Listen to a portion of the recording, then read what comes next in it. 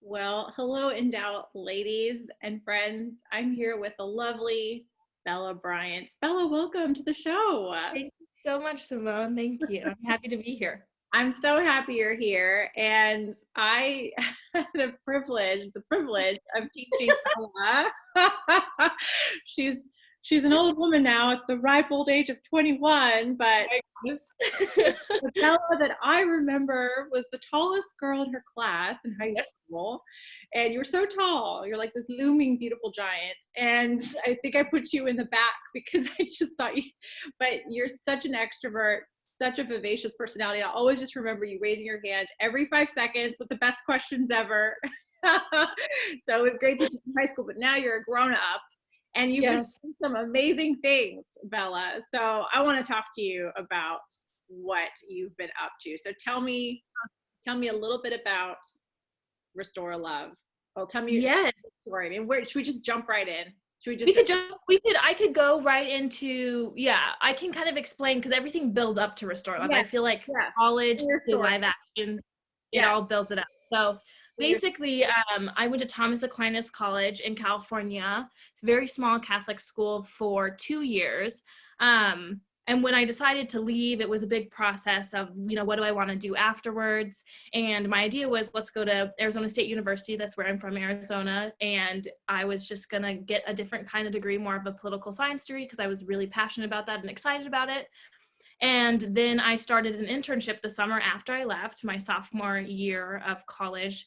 I was doing an internship with Live Action, and it's a wonderful company, Lila, obviously, who started Live Action. And I had met her the previous winter, actually, and I told her I'm going to apply for this internship. And she was like, okay, like, we're writing your name down. And that was just really exciting. I totally looked up to her most of my life because I'm extremely pro-life and passionate about it. And then when I got the internship, I was doing that, and it was such exciting work, and I felt really called to just continue with that work. And that's when I decided to see if I could work there full time after that. So I was 20 at the time. Is that right? Yeah, 20. Yes. I just turned 20. Mm-hmm. Just turned 20, yeah. And so that was really, really cool when we all got together and decided that I was going to work there full time as a social media coordinator.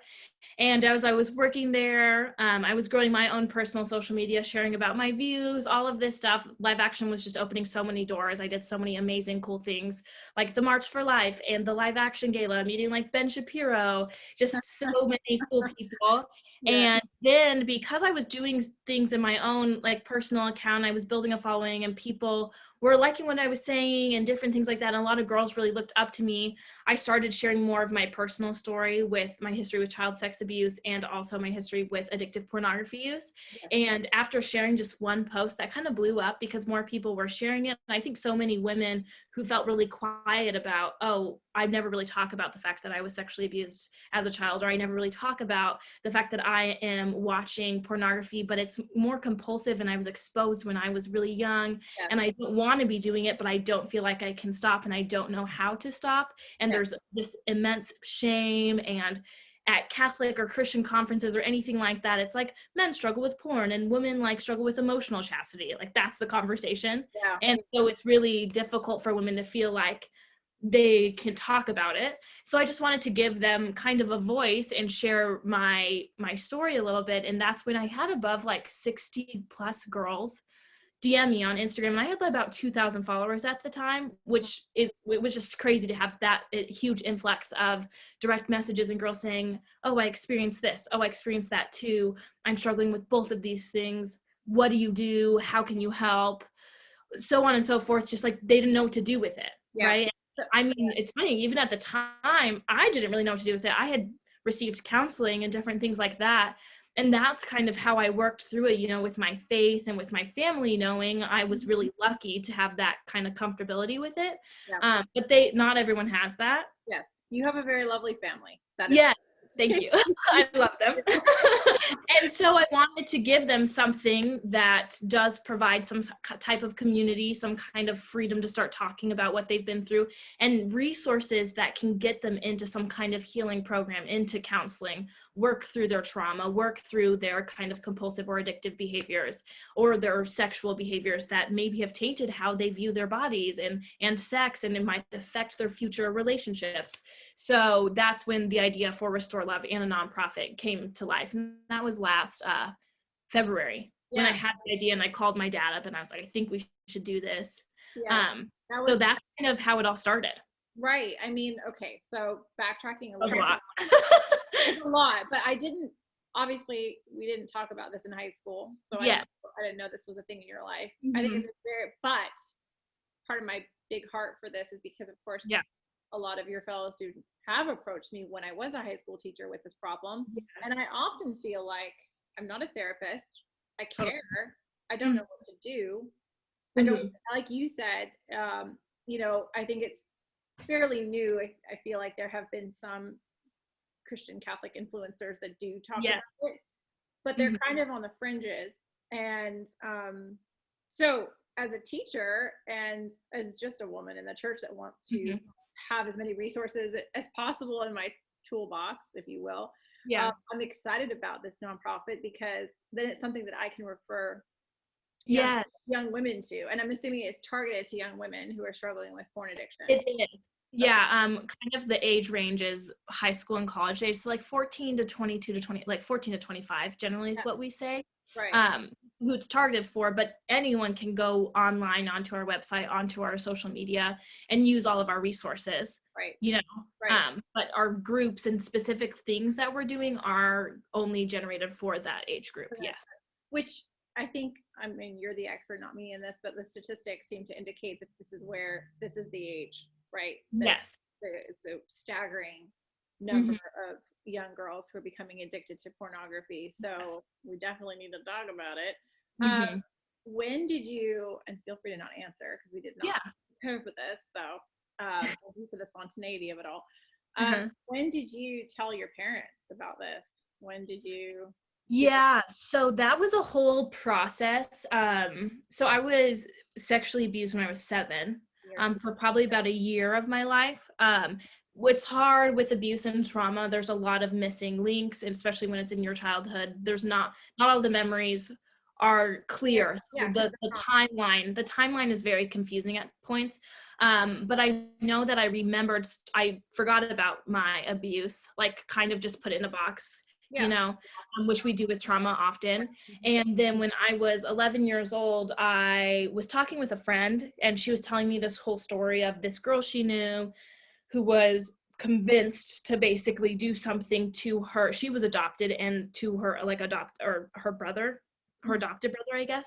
Yeah. And he was convincing her to do something. And I was thinking in my head, like, the act she was describing, someone has convinced me to do that before. And more things. And then boom, memories flooding in, all of that stuff.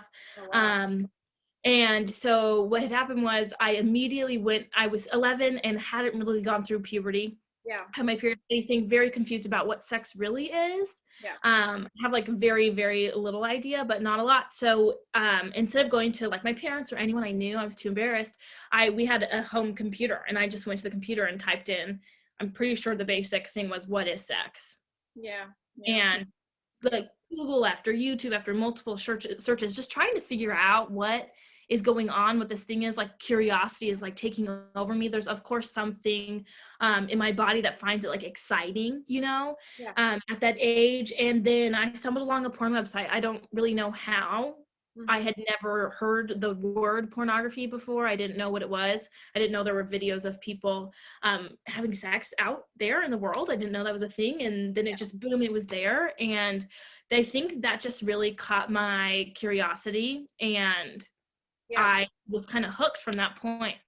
I don't really, there's not a lot else I can explain about it, but it definitely just hooked me in. It was researching for the abuse to understand, and then it being opening up the floodgates online. Totally. And I mean, time after time do I hear these stories of young people being exposed to pornography unwittingly or by a family member or a cousin that exposes them, and then they develop addictions, and then it's just and it's very, what is difficult is that finding a therapist, dealing with sex and porn addiction. That's very expensive. And yeah, there's just like a lot that goes into healing all of that.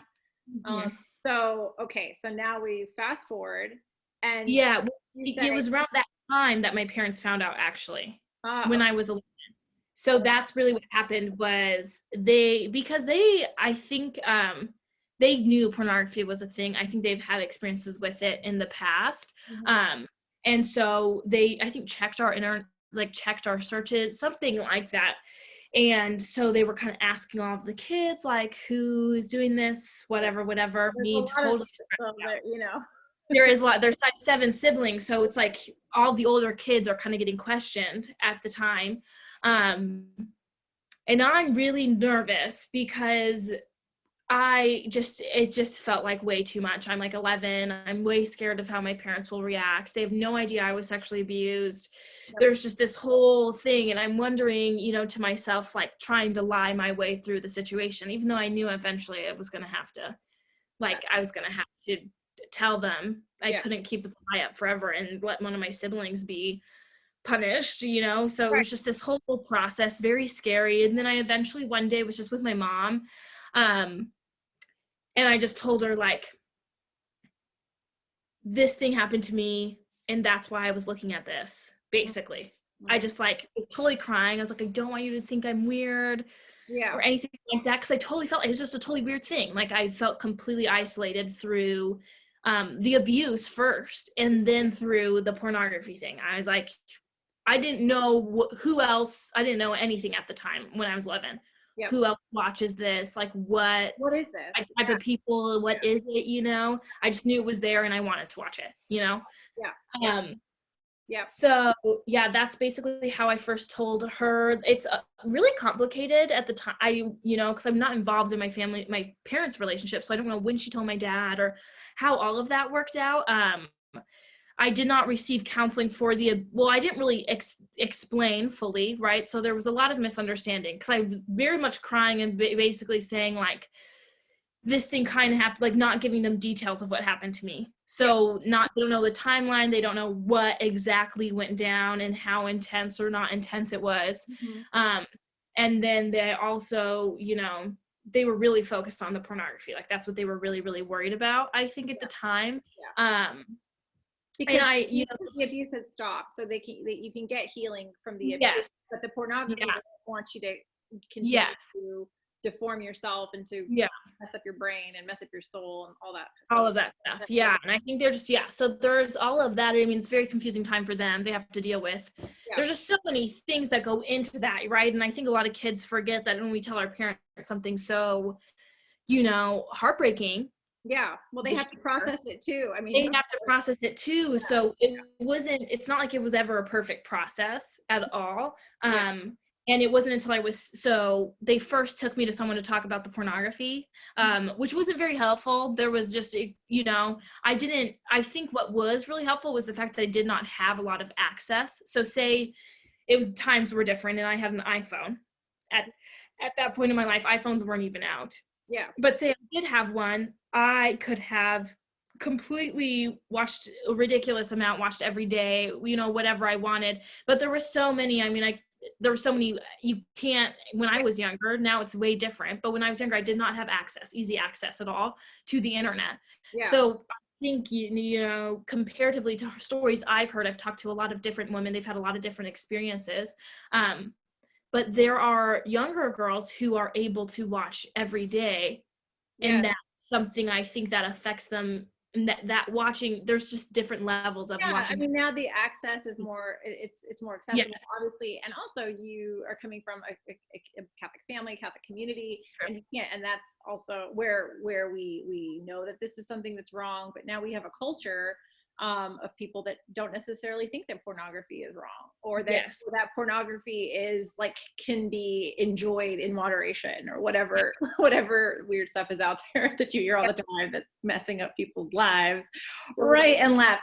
So at what point do you feel like there was a healing breakthrough? So really did not feel from 11 to about 15 any kind of healing. Wasn't really talking to my parents about what I was going through, or my friends. but I've always been this extroverted person. Yeah. It's definitely ingrained in my personality since I was a kid.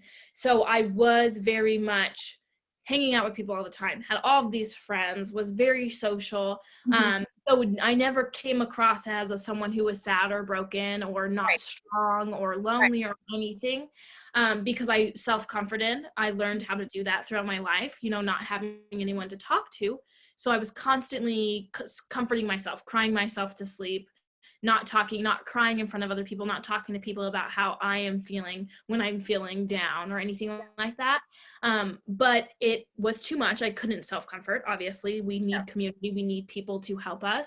And I started going through a major depressive episode when I was around 15 years old.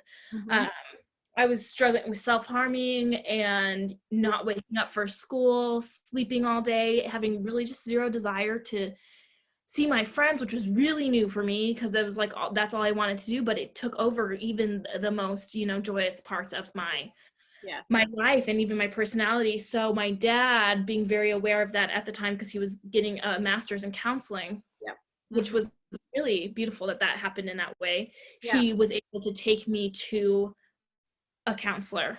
And so that was the first moment I felt like I could, because it's made for that. I was like, this thing is, I'm supposed to tell them how I'm feeling. They're like literally licensed. They've gone to school for this and they've heard a million stories, like a priest, when you go to confession. You start getting used to confession. You're like, this is what they're here for. And this is how I can share what I'm going through, what's going on with me, whatever. So that was the first moment where I really felt like I started sharing my whole story. And being able to tell someone, what happened to me was very healing. Like, that's an immediate release for a lot of people. And that's a huge part of what Restore Love is trying to be able to do, is to give them that normalizing experience. Normalizing the experience, telling people stories, and they're seeing a community of women doing it, right? So they're immediately feeling more comfortable, more strength to be able to like, oh, I'm going to go to this person, or we're even just going to DM Restore Love and, start and telling something of my story. So that was the moment for me. And then I continued with counseling for a while. And there was just a lot of being able to talk through my feelings, talk to my parents about how I felt about their response and how that was for me growing up, because there was a lot of, it wasn't just the abuse and the pornography. There was a lot of family things that were actually traumatic for me when I was little. And just, how I felt like they responded. Am I angry? All of these things, which I know a lot of people feel, because a lot of people feel like they cannot talk to their family members about what they're going through. Which is extremely sad. A lot of young women do not feel like they could tell their parents that they were abused. They feel like they might not be believed, or that, the emotional kind of abuse they've maybe already endured by their parents makes them not feel comfortable telling them this serious thing about their life. So we're trying to combat that by also spreading awareness about parents respond. How do parents respond? Yes. One of the most annoying things that I hear that happens, not so much now because I'm not a high school teacher anymore, but when they share with family members or parents what's going on about abuse and whatnot, and the response will be, well, are you sure? Like, are you sure you were abused? Yes. Yes. Yes. Just kind of like, and I don't think that there's necessarily ill will there, but just the humanity of the authorities or the parents that are really in shock about this thing happening to the people that they love and their children. So, okay. So then, and backtrack me if I'm skipping too far ahead, but it's one thing. So when did the inspiration come to say, okay, I'm working for Live Action. I've become kind of an influencer on social media. I think I'm going to start talking about my experience and reaching out to girls that might feel the same way, just for support. Because at that moment, if I understand you correctly, you still hadn't had the idea for Restore Love. It was just like, I'm going to put myself out there and maybe help women. That's a really good question. It's funny how God has always kind of been involved in my life. Even when I was in high school, at the end, or I just felt, a connection with younger girls. I would talk to them. They'd come to me for things. It's kind of just how I was, because I was so extroverted, which was such a gift, Yeah. and joy-filled, making friends all the time. It was really nice that, I had all these girlfriends and girls who felt like they could come to me for They certain felt things. safe with you. Yeah, they felt safe. Yeah. Yeah. Yes, and I listened and whatever, and I got a lot of skills from my dad because he's a great listener, just different things like that. And so I think once I had already kind of started the healing process, I felt more comfortable talking to my friends a little bit, like sharing maybe not full things, but like a little bit, like, okay, like my two closest friends, I was able to tell them about the abuse and like this happened. And then eventually, even my senior year of high school, I was able to start kind of talking about like, yeah, like girls watch pornography, and like maybe opening up that conversation Mhm. with my friends and, seeing what they are saying. And I was kind of just trying to figure out how to navigate that conversation. But once I started opening up, it was easier and easier. And once girls maybe shared a little bit about like, oh, this guy did this thing, I can kind of, and I can relate with them immediately, maybe share a little bit of my story so that they feel comfortable with me. And so when it came to social media, and especially at that time in my life when I started sharing, I was really just happy. And I think I had, at TAC shared a little bit more about it. And because I was so passionate about the fact that, you know, all of this is connected, the abortion movement, the Mhm. pornography thing, child sex abuse, it's all evil. It's all attacking our sexuality, and women Yeah.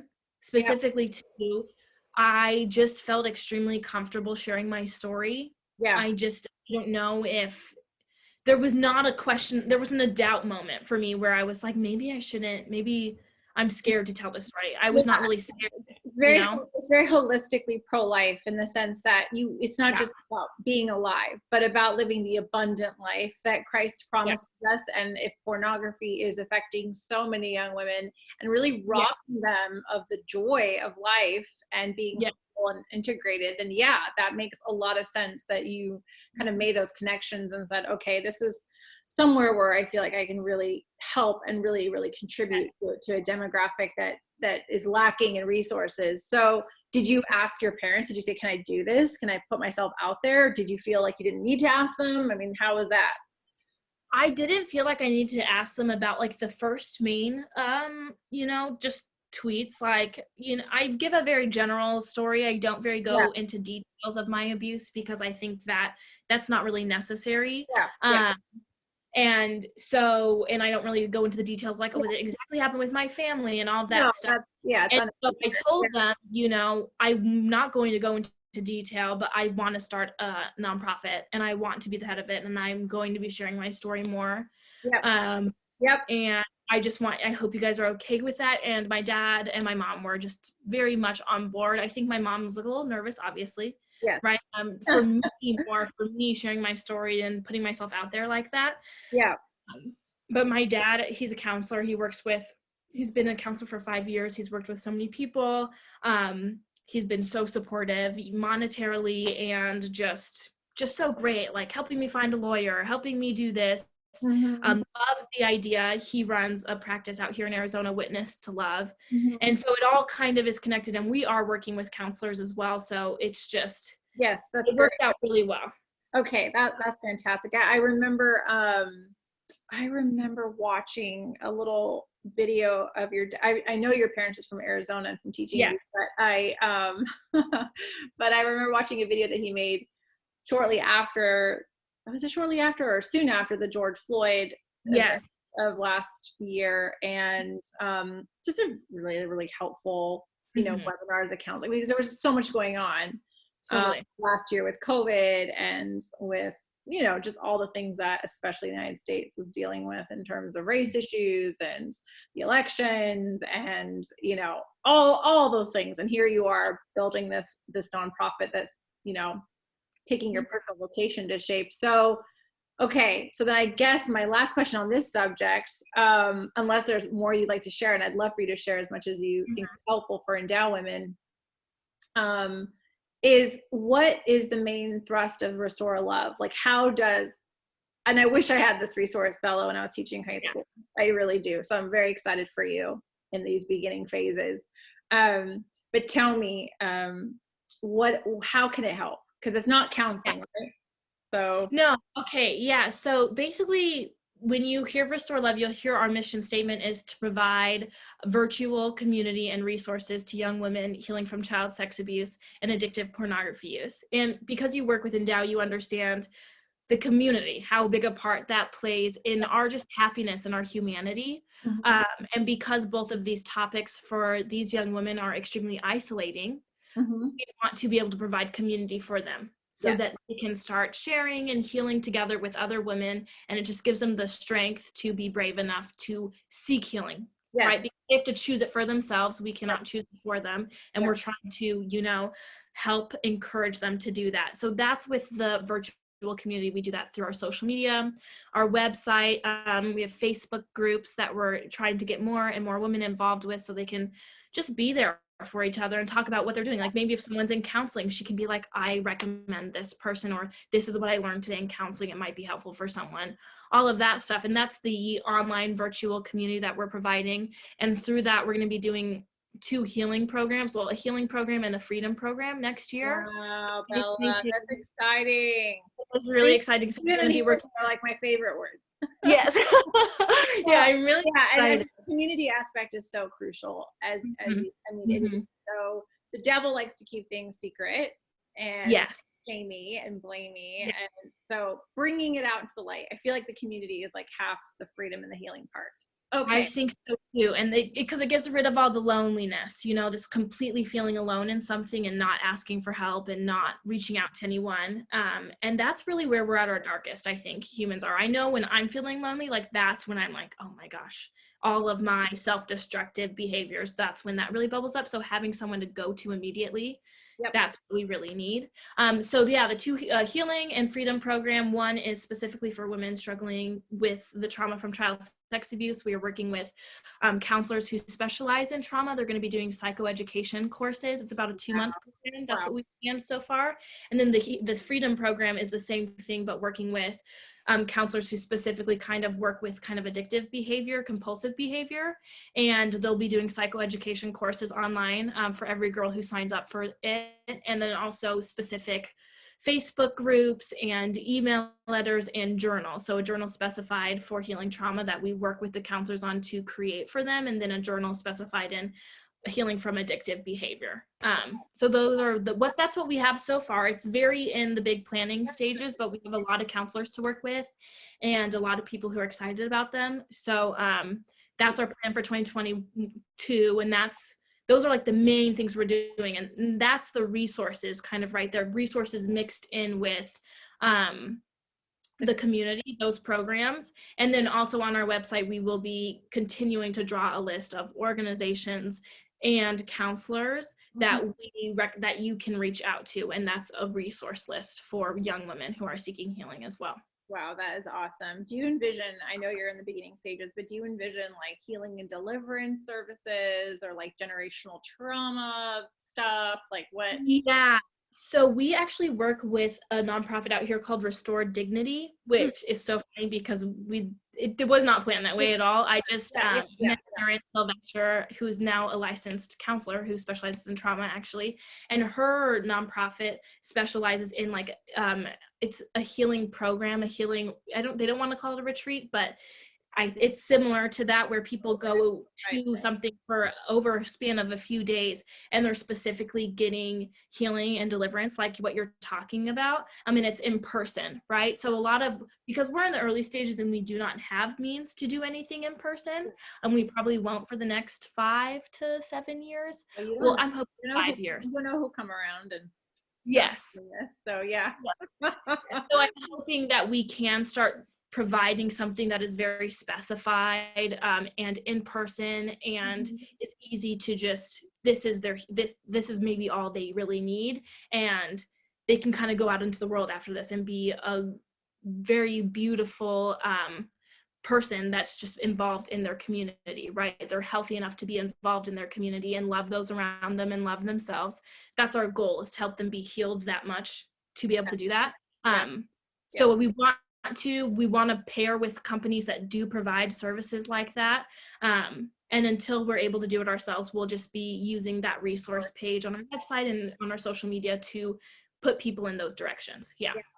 That's fantastic. And I like the Restore Love title of your nonprofit, because it is restoration for the sake of love. I mean, any addiction is a certain type of intimacy disorder. So this is for the sake of being liberated from the chains of addiction and pornography for the sake of love, because,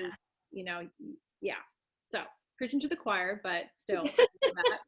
So tell me, okay, so anything else about Restore Love? Because I do want to talk about Endow with you just a little bit. I think, honestly, I'm really glad you asked me that last question, because I was like, okay, if she doesn't ask about what we do, I'm going to have to tell them what we do. But that was everything. I think we're all good. That's good. Well, I'll link up everything. I'll link everything up to the YouTube channel and Instagram and all the Endow stuff. But I was very happy to learn that you were involved with Endow when you were in college. So tell me about that experience. Yeah. So when I was at Thomas Aquinas College, a good friend of my older sister, so my sister was a senior at the time, Marie was, and her friend Megan was running an Endow group, or an Endow study group, with another girl.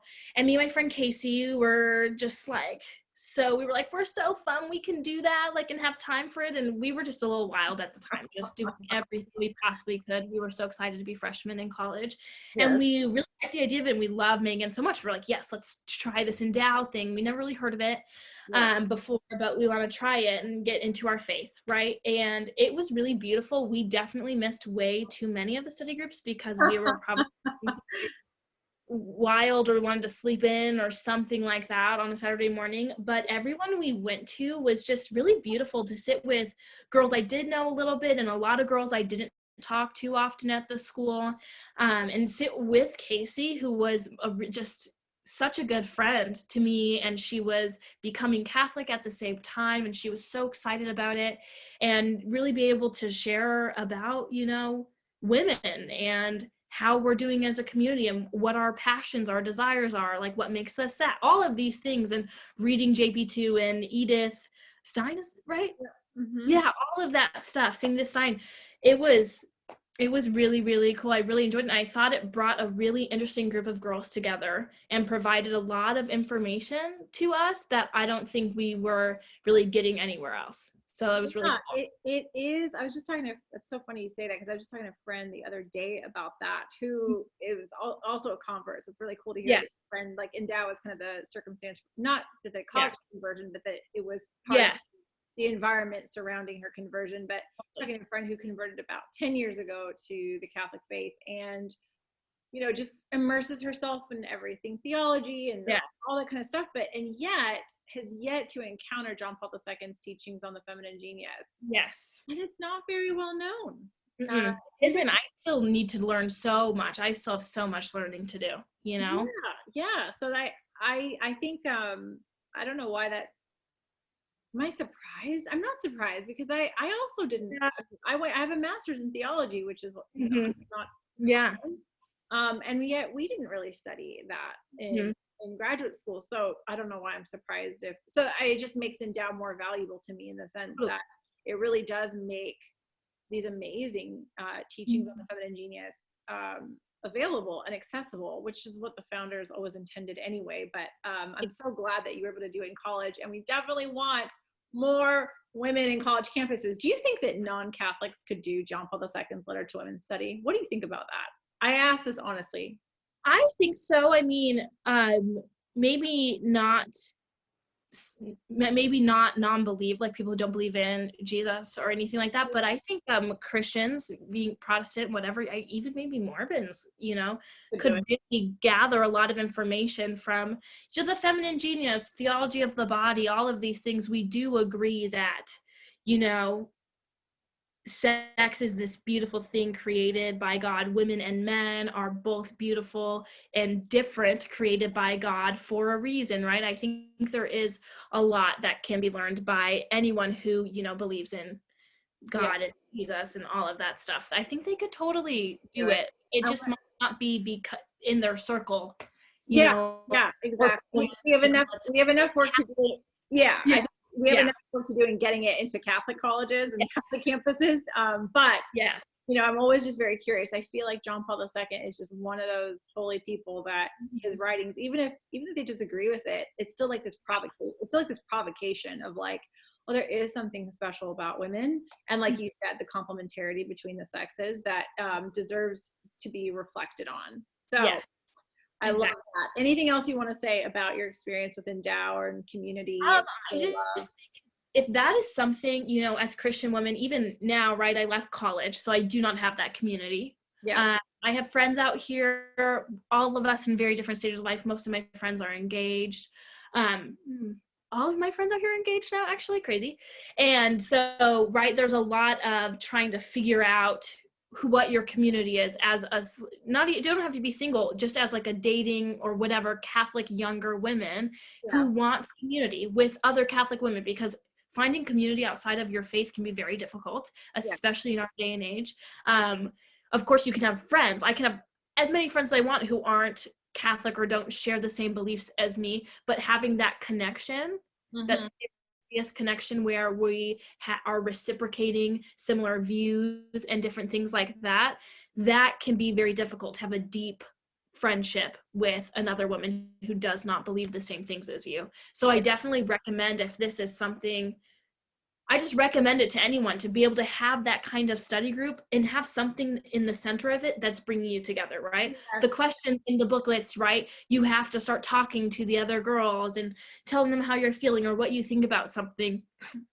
Sorry, excuse me. So it just opens up an icebreaker for you to talk about your faith with other Christian or Catholic women around you. And I just think that's beautiful for anyone. Yes, I agree. And I love that you kind of describe it as like and that's the goal, right? It's that the questions provide the kind of a deep, substantial trajectory, namely Jesus, right? By which like authentic friendship and deeper belonging can happen. It's the possibility for that. You can't make friendship happen. You can't make community happen, but you can do everything possible for the best circumstances for that to happen. So, well, thank you, Bella. It was so good seeing you today. Good seeing you too. Thanks for having me on here. It's been too long, and I'll link up everything to this podcast. And I know you're just already so fruitful in this ministry. I look forward to seeing how it grows and progresses throughout the years. So we're praying for you. Pray for us. Thank you so much. I will, for sure. Okay. Bye. Bye.